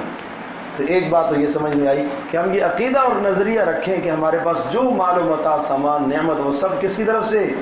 اللہ کی طرف. تو مجھے بتاؤ، لوگوں کے دلوں میں آپ نے ایک عقیدہ بیٹھایا تو کتنی بڑی بات ہے. ہر آدمی اپنے بازوں پر اور اپنی محنت پر اکڑ رہا ہے کہ نہیں نہیں، میں کماتا ہوں تو تب میرے گھر میں میرے بچے کھاتے ہیں. یہ آیت بتا رہے نہیں، ما رزقناکم، ہم نے دیا ہے. اور نمبر 2، واشکروا للہ. تو پھر جب ہم نے دیا تو پھر کیا کرنا چاہیے؟ بولو، شکر ادا کرو اللہ کو، اللہ کا. ان کنتم ایاہ تعبدون، اگر تم اللہ کی بندگی کرنا چاہتے ہو تو اللہ کی بندگی شکر کے ساتھ وابستہ ہے. اس وقت تک اللہ کی بندگی نہیں ہوگی پوری جب تک تم اللہ کا شکر نہیں ادا کرو گے. بس اتنی سی بات ہے. اس کے بعد آگے اگر لے جانا چاہتے ہو، ذوق کی بات ہے تو سیکھو، پاکیزہ چیزیں کھاؤ. اللہ حرام کیا ہے؟ حرم علیکم المیتۃ، مردار تمہارے لیے حرام. والدم، بیت خون حرام. لحم الخنزیر، خنزیر کا گوشت تمہارے لیے حرام. وما اہل بہ لغیر اللہ، اور اللہ کے علاوہ کسی اور کا نام ذبح کرتے وقت جس جانور پر لیا گیا ہو وہ بھی تمہارے لیے حرام. شیخ عبد القادر جیلانی کے نام، غوث پاک کے نام، فلاں کے نام، فلاں کے نام، کیا ہو گیا؟ حرام. یہ پیغام لوگوں کو سنا سکتے ہیں. اللہ اکبر، سبحان اللہ۔ تو یہ تو بس میرے خیال سے 3 آیات میں نے آپ کو بتائی ہیں، 90 آیات ہیں ایسی۔ اگر اب جو سیکھنا چاہیں تو مجھے صرف 3 دن دے دیں، وہ پوری 90 کی 90 سکھا دوں گا انشاءاللہ ثم انشاءاللہ۔ ہمارا ٹائم آپ دیں گے تو بات بنے گی۔ یہ صرف ہم نے آپ کو ایک نمونہ بتایا ہے کہ یہ کام ہو سکتا ہے، یہ سیکھا جا سکتا ہے۔ اور اگر کہا جائے کہ بھائی 3 دن آؤ ہم انگریزی سکھاتے ہیں، اس کے بعد امریکہ کا ویزا لگے گا، کینیڈا کا، پھر دیکھو کیا ہوتا ہے، پھر دیکھو کیسا ہوتا ہے، پھر یہ ہمارے 6 کے 6 کمرے بھرے ہوئے ہوں گے۔ اللہ جزائے خیر دے میرے پیارو، آپ آئے، آپ نے مشقت برداشت کی، بہت قربانی دی، آپ بہت قربانی دی۔ اللہ پاک عزتوں سے نوازے آپ کو، اللہ قرآن کا حق ادا کرنے کی توفیق عطا فرمائے آپ کو۔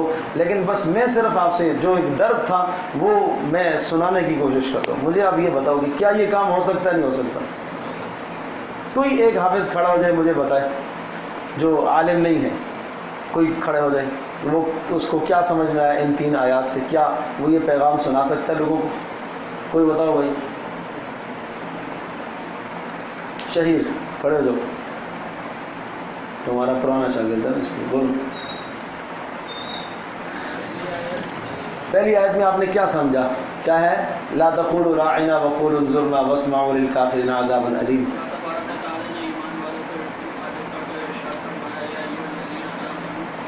لا تقولوا،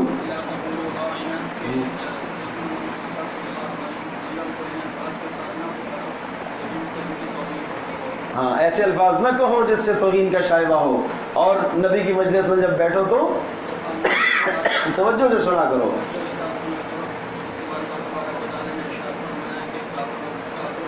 اور جو لوگ نبی کی گستاخی پر تلے ہوئے ہیں دردناک عذاب ہے ان کے لیے۔ بس اتنی سی بات ہے، یہ لکھوا دوں گا سب کو انشاءاللہ، یہ پرچے میں لکھ کے تیار کر کے لاؤں گا، حلوہ بنا کر لاؤں گا، آپ 3 دن تو آئیں کھانے کے لیے۔ اللہ اکبر، اللہ اکبر۔ بیٹھو بیٹا، بیٹھو بیٹھو۔ چلو مجھے پہلے یہ بتاؤ، کیا یہ کام کرنے کا ہے؟ بولو بھائی، کون کون میری اس رائے سے اتفاق کرتا ہے؟ اللہ پاک سے ہے۔ تو جب کام کرنے کا ہے تو پھر رائے سے اتفاق، کام ہو بھی ٹھیک، درست بھی ہو، اللہ کا پیغام بھی ہو، اور بہت آسانی سے آپ یہ سنا بھی سکتے ہو، کیا مشکل ہے؟ لیکن بات ہے تھوڑا سا ٹائم دینے کی۔ میں آپ سے عرض کر رہا ہوں کہ 3 دن آپ مجھے دے دیں، روزانہ 1-1 گھنٹہ، عشاء کے بعد ہی آ جاؤ۔ کیا خیال ہے؟ کون کون آنا چاہے گا؟ اب آدھے کٹ جائیں گے ہیں تو کل پتہ چلے گا کتنے آئیں گے۔ پھر نہ میرے پیارو، ایسا نہ کرو، ایسا نہ کرو، بہت بڑا اجر ملے گا، بہت بڑا۔ مجھے یہ بتاؤ، میں آپ سے اتنی بات پوچھتا ہوں، اللہ کے نبی نے ارشاد فرمایا کہ جو 2 آیتیں قرآن کی سیکھتا ہے وہ 2 اونٹنیوں سے زیادہ ثواب۔ 2 اونٹنیاں اللہ کے راستے میں قربان کرنے کا کتنا ثواب؟ 2 آیتیں آپ نے مجمع کو سکھا دی ہیں، تو گویا کہ 1 آیت آپ نے سکھا دی روزانہ، تو اس کا مطلب یہ ہوا کہ 1 اونٹنی ہر آدمی نے اللہ کے راستے میں قربان کر دی۔ اور اگر آپ کے نمازی پیچھے مصلی، آپ کے نمازی 10 ہیں، 10 اونٹنیوں کا ثواب ان کو، وہ پورا 10 کا ثواب آپ کو ملے گا کہ آپ نے سکھایا ہے۔ یہ آپ کے لیے آخرت کا بڑا ذخیرہ ہے نا، بڑا کھاتا ہے آخرت کا۔ تو کیا خیال ہے، کون کون تیار ہے بھائی؟ مشقت تو نہیں ہے، 3 دن کی بات ہے بیٹا، 3 دن کی بات ہے، ہمت کر کے آ جاؤ، 3 دن آ جاؤ، یہ ساری آیتیں انشاءاللہ ہم لکھوا دیں گے، آپ کو سکھا دیں گے، ایک پیغام ہو جائے گا اللہ کا، اور پھر آپ سبحان اللہ جب بیان کریں گے، اس کے بعد جو آپ کو خوشی ہوگی، اللہ آپ کو عزتوں سے نوازے گا، اس لیے کہ اس قرآن سے اللہ کا پیغام آپ نے سنایا ہے، اس قرآن سے آپ نے تعلق رکھا ہے، یہ قرآن اب آپ کو معاشرے میں، مجمع میں عزت دے گا، اور اب آپ کی عزت بڑھے گی، آپ خود محسوس کریں گے کہ گزشتہ سال اور اس سال کے سنانے میں کتنا فرق آیا، کتنا آپ کی عزت میں اضافہ ہوا، کتنا آپ کو خود لطف آئے گا، پڑھتے ہوئے، پڑھاتے ہوئے، سنتے ہوئے، سناتے ہوئے، کتنا آپ کو لطف آئے گا۔ تو 90 آیات ہیں ایسی، کوئی مشکل نہیں ہے، 30 ایک دن، 30 دوسرے، 30 تیسرے دن انشاءاللہ کر دوں گا۔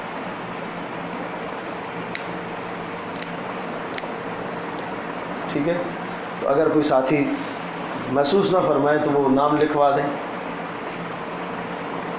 لکھیں گے کہ خود ہی آ جائیں گے؟ آپ کی مرضی بابا، شوق کی بات ہے، طلب کی بات ہے. جی ہم انٹری کر کے کیا کریں گے؟ وہ تو اللہ کے پاس آپ کی انٹری ہو رہی ہے، ہم کیا کریں گے انٹری کر کے؟ کسی کی کوئی رائے ہو؟ پھر بات ہے منزل کی پختگی ہے، آ جاؤ ہمارے پاس بیٹھو، انشاءاللہ ہم آپ کو بتائیں گے. سنانے کے حساب سے جگہ نہیں بن رہی ہے، کوشش کروں گا جہاں جہاں جگہ آتے رہتے ہیں میرے پاس لوگ، جگہ جہاں بنے گی وہ بھی بتا دوں گا. یہ کمرے آپ کے خالی ہیں، یہاں آپ آ جائیں. ہر کمرے میں ایک ساتھی کھڑا ہو جائے، ایک ساتھ سامنے لے آئے. ایک آدمی ہو، 2 آدمی ہو، 4 آدمی ہو، جتنے ہوں، جگہ خالی، آ جاؤ. اور کوئی رائے بھائی؟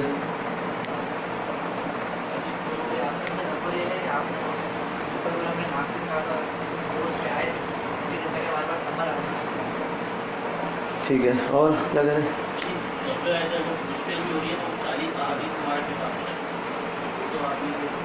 میں تو یہ، ہاں اچھا ہوا آپ نے یاد دلایا، میرا تو یہ خیال تھا کہ ایک ایک آیت اور ایک ایک حدیث ان سے کہوں گا.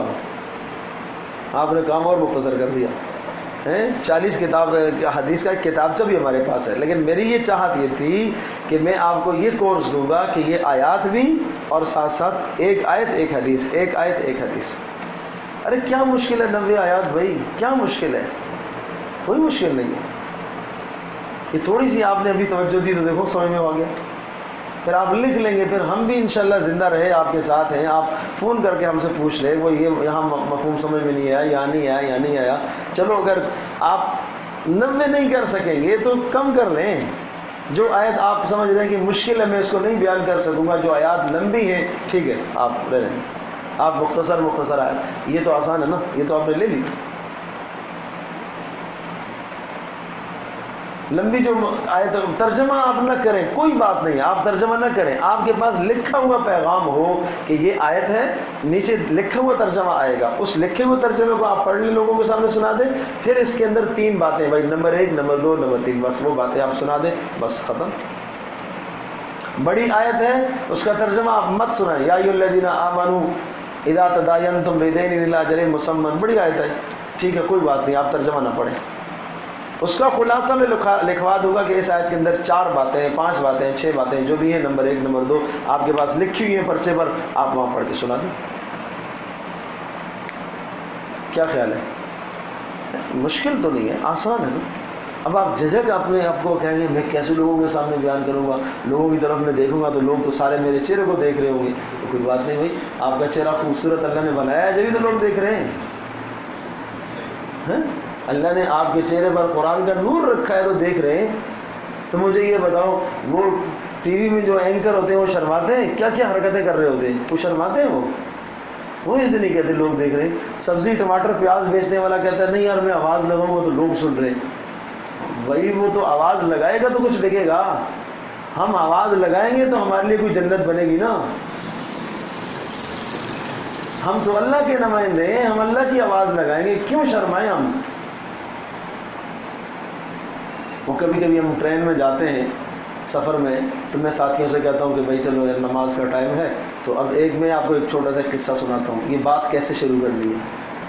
تو میں ابھی پچھلے سال کی بات ہے، ٹرین کے سفر میں تھا تو میں جس ڈبے میں تھا، اب وہ ہم وہاں 5-6 آدمیوں کا وہ کپا سا ہوتا ہے نا. اب میں ایک اکیلا مولوی اور 5 دوسرے. اب وہ انہوں نے تمگڑی مچائی ہوئی ہے وہاں، شور شرابہ ہنگامہ، یہ وہ جوان سارے ایک طرح کے. میں نے کہا یہ تو میرا سفر خراب کریں گے یا اللہ. اب ان سے لڑوں تو مشکل، کہیں ایک مولوی لڑتا ہے. تو اللہ پاک نے ذہن میں ترکیب ڈالی، چلو ہم تو اپنا سودا بیچتے ہیں، سچی سی بات ہے بھائی، جہاں ہمیں موقع ملتا ہے ہم سودا بیچتے ہیں. تو میں نے کہا جب ٹرین شروع ہوئی تھوڑی سی چلی، مستیاں کی انہوں نے، اچھی دبا کے مستیاں کی. میں گیا باہر جا کے وضو کیا، اللہ کی طرف رجوع کیا، اللہ سے مانگا. پھر آ کر میں نے ان سے کہا میں کہا سفر کی دعا پڑھی ہے؟ کہتے ہاں پڑھی. کیا دعا پڑھی ہے؟ سبحان الذی سخر لنا ھذا وما كنا له مقرنین. میں نے کہا نہیں یہ تو سفر کی دعا نہیں ہے. سب کے کان کھڑے ہو گئے.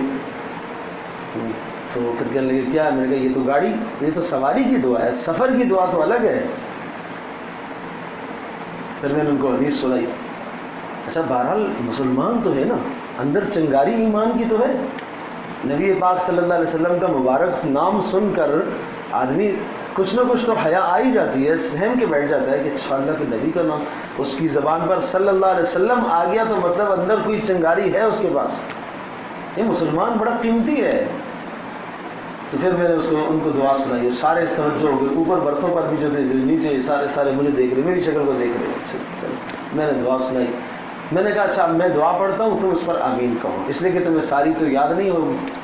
اللهم انا نسألك في سفرنا هذا البر والتقوى ومن العمل ما ترضى اللهم انا نعوذ بك من وعثاء السفر. میں نے یہ ساری دعا پڑھی، میں ساتھ ترجمہ بھی کرتا گیا. اللهم انا نسألك في سفرنا هذا البر والتقوى، اے اللہ اس سفر میں آپ سے نیکی کی توفیق مانگتا ہوں، گناہ سے بچنے کی توفیق مانگتا ہوں. اور من العمل ما ترضى، اے اللہ ایسے عمل کا سوال کرتا ہوں کہ جس عمل پر تو راضی ہو. اللهم انا نعوذ بك من وعثاء السفر وكآبة المنظر، اے اللہ سفر کی مشقتوں سے میں پناہ مانگتا ہوں، اور سفر کے دوران کوئی ناموافق حالات پیش آ جائے اے اللہ اس سے پناہ مانگتا ہوں. اور اے اللہ اللهم انت الصاحب في السفر والخلیفۃ في الاهل والمال والولد، اے اللہ سفر میں تو میرا ساتھی بن جا، پیچھے جو میں اپنے بچوں کو گھر میں چھوڑ کے آیا ہوں اے اللہ وہاں تو میرا نائب بن جا. یہ ساری دعا انہوں نے سنی تو بڑے خوش ہو گئے. اللہ کے نبی کا کلام ہے بھائی. اچھا یہ دعا جب میں نے سنائی تو سارے متوجہ ہو گئے. اس کے بعد پھر میں نے سفر کے آداب بیان کیے.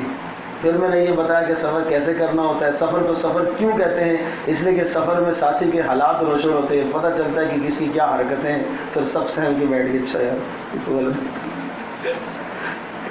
اب آپ یقین جانیے اب میں ان 5 کا امام اور وہ میرے مقتدی. پورا سفر ایسا شاندار گزرا کہ مت پوچھو، یادگار سفر. وہ انہوں نے پھر میرے سے نمبر لیے، اب تک وہ میرے پاس محفوظ ہے ان کے نمبر، وہ مجھ سے مسائل پوچھتے رہتے ہیں. تو میں عرض کر رہا ہوں کہ ہم تو سودا بیچنے والے لوگ ہیں. تو میں نے ان سے کہا مجھے یہ بتاؤ. پھر جب اذان کا ٹائم آیا تو میں نے فضائل سنا، اذان دیں گے نا. وہ ڈر گئے اذان کیسے دیں گے بھائی. میں نے کہا مجھے بتاؤ یہ ربڑی بیچنے والا جو بیچ میں آ رہا ہے یہ آواز لگاتا ہے نہیں لگاتا؟ کہاں لگاتا ہے. وہ کیوں آواز لگاتا ہے؟ پیسہ ملتا ہے. میں نے کہا ہمیں بھی پیسہ ملے گا نا، اللہ پیسہ دے گا. ہم تو اللہ سے اجر چاہیں گے، ہم دنیا سے تھوڑی اجر چاہتے ہیں. ڈرنے کی کیا ضرورت ہے، گھبرانے کی کیا ضرورت ہے. ارے اگر کسی نے اذان دیتے وقت کسی نے کہہ دیا مولوی چپ ہو جاؤ، الحمدللہ خوشی کی بات ہے. آج مجھے دین کی بات کہنے پر کسی نے ڈانٹا ہے، یہ تو خوشی کی بات ہے. آج تو نبی کی سنت زندہ ہے، مزہ آئے گا. آج مزہ آئے گا. رات کو اللہ کے سامنے ہاتھ پھیلائیں گے، روئیں گے، اللہ کے سامنے عرض کریں گے کہ یا اللہ آج تیرا دین تیرا پیغام سنانے پر مجھے ڈانٹ ملی ہے، مجھے ذلیل ہونا پڑا، اس پر تو راضی ہو جا مجھ سے.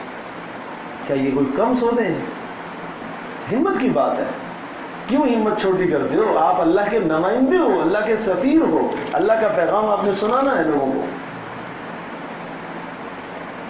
ٹھیک ہے نا. آپ دوست ہوں گے ایک طرح کے، آپ کہیں گے وہ دوست میرے چہرے کی طرف دیکھے گا، پھر ہم ہنس جائیں گے. ارے نہیں بھائی نہیں، مجھے اللہ کا پیغام سنانا ہے. تم ہنسو، تم رو، تم جو مرضی ہے کرو. وہ سلمان فارسی، قربان جاؤں سلمان فارسی، ہاتھ سے لقمہ گر گیا، لوگوں نے کہا کہ بھائی نہیں نہیں نہیں نہیں اٹھانا نہیں، لوگ کیا کہیں گے. تو وہ لقمہ اٹھا کے کھڑے ہو کے کھانے لگے. سب کے یہ دیکھو نیچے گرا ہوا اٹھا کے کھا رہا ہوں. میں نبی کی سنت کو نہیں چھوڑوں گا، جس کو برا لگتا ہے تو لگے. الحمدللہ رب العالمین والصلاة والسلام علی سید الانبیاء والمرسلین وعلی آلہ وصحبہ وامتہ اجمعین. ربنا آتنا فی الدنیا حسنہ وفی الآخرۃ حسنہ وقنا عذاب النار. اے ارحم الراحمین، اے ارحم الراحمین، اے اللہ ہماری اس مجلس کو اپنی بارگاہ میں قبول فرما. اے اللہ ہم نے بڑا جرم کیا ہے، اے اللہ ظلم کیا، اے اللہ قرآن کے حق ہم نے ادا نہیں کیے. اے اللہ یہ جرم ہم سب کو معاف فرما. اے اللہ یہ جرم عظیم ہم سب کو معاف فرما. اے اللہ راتوں کو اٹھ کے ہمیں پڑھنا چاہیے تھا، اے اللہ ہم غافل رہے، سوتے رہے. اے اللہ دوستوں کی مجالس میں بیٹھے گھنٹے گھنٹے بیٹھے رہے. اے اللہ ہم نے اس قرآن سے اے اللہ منہ موڑے رکھا. اے اللہ جی یہ جرم ہمیں معاف فرما. اے اللہ یہ غلطی ہمیں معاف فرما. اے اللہ راتوں کو اٹھ اٹھ کر پڑھنے کی توفیق نصیب فرما. اے اللہ راتوں کا قیام ہمیں نصیب فرما. اے اللہ راتوں کا شوق اور ذوق اور لگن ہمیں نصیب فرما. اے اللہ اس قرآن کے ساتھ ہم سب کو مشغولیت نصیب فرما، اے اللہ دن رات اس کے ساتھ مشغولیت نصیب فرما، اے اللہ تو نے ہمارے سینوں میں اپنا کلام محفوظ کیا ہے، اے اللہ ہم نے اس کی ناقدری کی ہے، اے اللہ یہ جرم ہم سب کو معاف فرما، اے اللہ ہمارے ان دوستوں نے جوانوں نے جو ارادے کیے ہیں اے اللہ ان ارادوں کو اپنی بارگاہ میں قبول فرما، اے اللہ ان کو قرآن سیکھنے کی توفیق نصیب فرما، اے اللہ معنی سیکھ کر امت تک پہنچانے کی توفیق نصیب فرما، اے اللہ معنی سیکھ کر امت تک پہنچانے کی توفیق نصیب فرما، اے ارحم الراحمین اے اللہ اس قرآن کو ہمارے حق میں سفارشی بنا، اے اللہ ہمارے حق میں سفارشی بنا، اے اللہ ہمارے خلاف اسے گواہ نہ بنانا، اے اللہ ہمارے خلاف اسے گواہ نہ بنانا، اے اللہ اس کے حلال کو حلال جاننے کی توفیق نصیب فرما، اے اللہ اس کے حرام کو حرام جاننے کی توفیق نصیب فرما، اے اللہ عمل کرنے کی توفیق نصیب فرما، اے اللہ اس قرآن کے ذریعے سے ہمارے پورے خاندان کی بخشش فرما، ہم سب کے والدین کی بخشش فرما، اے اللہ گھر والوں کی عزیزوں رشتہ داروں کی بخشش فرما، اے اللہ اس قرآن کی رحمتیں ہمارے گھروں میں نازل فرما، ہمارے خاندانوں پر نازل فرما، اے اللہ ہماری اولادوں اور ذریتوں پر نازل فرما، اے ارحم الراحمین قرآن مجید رمضان سے پہلے ہمیں اے اللہ خوب تیاری کر کے سنانے کی توفیق نصیب فرما، اے اللہ ٹھہر ٹھہر کر آرام سے پڑھنے کی توفیق نصیب فرما، اے ارحم الراحمین آرام سے ہمیں پڑھنے کی توفیق نصیب فرما، اے اللہ اس کے مضامین کو سیکھنے کی توفیق نصیب فرما، اے اللہ سیکھ کر امت تک پہنچانے کی توفیق نصیب فرما، اے اللہ بہت بڑی عظیم امانت اے اللہ تو نے ہمارے اوپر ڈالی ہے، اے اللہ جس کو آسمان و زمین نہ اٹھا سکے اے اللہ تو نے ہمارے کندھوں پر یہ بوجھ ڈال دیا ہے، اے اللہ تو ہماری مدد فرما، اے اللہ تو ہماری مدد فرما، اے اللہ تو ہماری مدد فرما، اے اللہ ہم ظالم اور جاہل نکلے، اے اللہ ہم ظالم اور جاہل نکلے، اے اللہ ہم نادان نکلے، اے اللہ تو یہ جرم ہمیں معاف فرما، اے اللہ یہ جرم ہمیں معاف فرما، اے ارحم الراحمین اے اللہ ان جوانوں نے اے اللہ اپنا وقت دیا اس وقت، اے اللہ اپنی مصروفیات کو چھوڑ کر بزرگ اے اللہ جوان بچے سارے آئے ہیں، اے اللہ قرآن سے محبت لے کر اے اللہ آئے ہیں، اے اللہ تیرا پیغام سیکھنے کے لیے آئے ہیں، ان کا آنا قبول فرما، اے اللہ مزید سیکھنے کی توفیق نصیب فرما، اے اللہ مزید انہیں سیکھنے کی توفیق نصیب فرما، اے ارحم الراحمین اے ارحم الراحمین اے اللہ اس مجلس میں جو باتیں اللہ تیری مرضی اور منشا کے خلاف ہوئی اللہ ہمیں معاف فرما، اللہ ہم کمزور ہیں، اللہ ہمیں سلیقہ نہیں آتا، اللہ تربیت کا طریقہ نہیں آتا، اللہ یہ جرم تو ہمیں معاف فرما، اللہ جس طرح سے تو چاہتا ہے اس طرح سے ہمیں تربیت کرنے کی توفیق نصیب فرما، اللہ اس قرآن کے ساتھ ہمیں سچا عشق نصیب فرما، راتوں کو اللہ پڑھنے کی توفیق نصیب فرما، اللہ روزانہ 3 پارے ہمیں پڑھنے کی توفیق نصیب فرما، 5 پارے 10 پارے اللہ علماء نے پڑھے، صحابہ نے پڑھے، اے اللہ اتنا پڑھنا ہمیں بھی نصیب فرما، اے اللہ ہمیں بھی نصیب فرما، اے اللہ ہمیں بھی نصیب فرما، اے اللہ اے ارحم الراحمین اے اللہ ہمارا بیٹھنا قبول فرما، اے اللہ ہمارا بیٹھنا قبول فرما، اے اللہ اٹھنے سے پہلے ہم سب کے گناہوں کو معاف فرما، اے اللہ ہماری اس چھوٹی سی حقیر سی محنت کو اپنی بارگاہ میں قبول فرما، اے اللہ یہ محنت تیرے قرآن کے لیے ہے، اے اللہ تو اس کو اپنی بارگاہ میں قبول فرما، اے اللہ جتنے ساتھیوں نے اس محنت تک یہاں پہنچانے میں کام کیا محنت کی ہے اے اللہ ان کی محنتوں کو قبول فرما، اے اللہ ہم سب کو اپنے دین کے لیے قبول فرما، ہم سب کو اپنے دین کے لیے قبول فرما، اے اللہ ہم سب کو اپنے دین کے لیے قبول فرما، اے اللہ ہم حملۃ القرآن اے اللہ ہم قرآن کو اٹھانے والے، اے اللہ ہم نے جرم کیے، اے اللہ زیادتیاں کی ہیں، اے اللہ آنکھوں نے غلط دیکھا، ان آنکھوں سے ہم نے قرآن کو دیکھا، پھر اے اللہ آنکھوں نے اے اللہ بے حیائی کی طرف بھی دیکھا ہے، اے اللہ ان زبانوں نے قرآن پڑھا، اے اللہ پھر اس زبان سے گالیاں بھی دی ہیں، بری باتیں بھی کی ہیں، ان ہاتھوں نے بار قرآن اٹھائے، اے اللہ پھر ان ہاتھوں کو ہم نے گناہوں میں ملوث کیا، اے اللہ تو ہمیں معاف فرما، اے اللہ تو ہمیں معاف فرما، اے کریم مالک تو ہمیں معاف فرما، اے مہربان اللہ تو ہمیں معاف فرما، اے رحیم اللہ تو معاف فرما، اے اللہ تجھے تیرے قرآن کا واسطہ ہے، اے اللہ تو ہمیں معاف فرما، اے اللہ ہماری نسلوں کو نیک بنا، اے اللہ ہمارے گھر والوں کو نیک بنا، اے اللہ اے رحم الراحمین اے اللہ ہم سب کا خاتمہ ایمان پر فرما، اے اللہ ہر وقت ہماری زبانوں پر قرآن جاری ہو، اے اللہ ہر وقت ہماری زبانوں پر تیرا کلام جاری ہو، تیرے نبی کا فرمان جاری ہو، اے ارحم الراحمین اے اللہ ہم سب کا بیٹھنا قبول فرما، اے اللہ ہم سب کا بیٹھنا قبول فرما، اے اللہ بیماروں کو شفا نصیب فرما، اے اللہ میری والدہ محترمہ بیمار ہیں، اے اللہ ان کو شفا نصیب فرما، اے اللہ اور جتنے گھروں میں اسپتالوں میں بیمار ہیں اے اللہ سب کو تو شفا نصیب فرما، اے اللہ شفاؤں کے خزانے بھی تیرے پاس سے۔ اے اللہ بیماریاں بھی تیری طرف سے ہیں، اے اللہ ہم کمزور ہیں، لاچار ہیں، اے اللہ ہم علاجوں سے عاجز آ چکے ہیں، اے اللہ تو اپنا فضل فرما، اے اللہ اپنا فضل فرما، اے اللہ مہلک بیماریوں سے، اے اللہ عاجز کر دینے والی بیماریوں سے، لاچار اور محتاج کرنے والی بیماریوں سے تو ہماری حفاظت فرما۔ اے اللہ ایسی بیماریوں سے ہماری حفاظت فرما کہ ہمارے کان، اے اللہ ہمارے ہاتھ، ہمارے پیر، ہماری زبانیں جواب دے جائیں، ہم تیرا ذکر نہ کر سکیں، تیری بندگی نہ کر سکیں۔ اے اللہ ایسی بیماریوں سے ہماری حفاظت فرما۔ اے ارحم الراحمین صحت اور عافیت اور تندرستی ہمیں نصیب فرما، ایمان میں پختگی نصیب فرما، اعمال میں پختگی نصیب فرما، راتوں کا قیام نصیب فرما، راتوں کا قیام نصیب فرما، راتوں کا شوق نصیب فرما، راتوں کو زندہ کرنے کی توفیق نصیب فرما۔